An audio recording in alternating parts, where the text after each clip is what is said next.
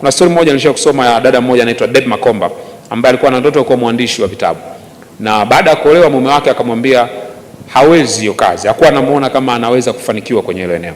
So what she did, akaamua kuachana na ndoto, lakini every time hiyo ndoto inapiga kelele ndani yake kwamba ninao uwezo na hii ndio passion yangu.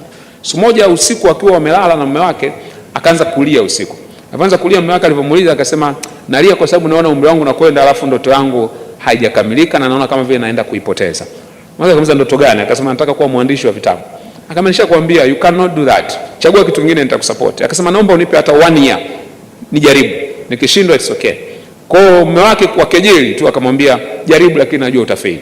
Kwa hiyo akanunua typewriter, akawa akimaliza kazi za nyumbani, watu wameenda kulala, anaanza kuandika. Baada ya mwaka akafanikiwa kuandika kitabu chake cha kwanza. Alipokipeleka kwa publisher wakakipenda sana, and the next year kitabu chake kilipozinduliwa alifanikiwa kuwa New York bestseller, akauza more than 1 million copies ya hicho kitabu.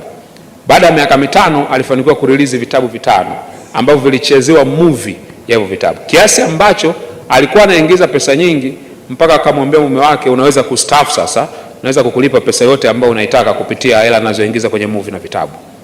So my point is, what if ange accept kwamba hawezi, maana yake angeenda kaburini akiwa na uwezo mkubwa ambao ungeweza kupotea.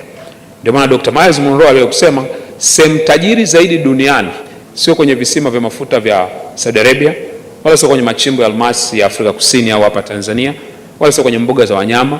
Sehemu tajiri zaidi duniani ni kwenye makaburi, kwa sababu wako watu wengi ambao walikufa na ndoto zao, walikufa na maono yao, walishindwa kuyatekeleza, yakaondoka.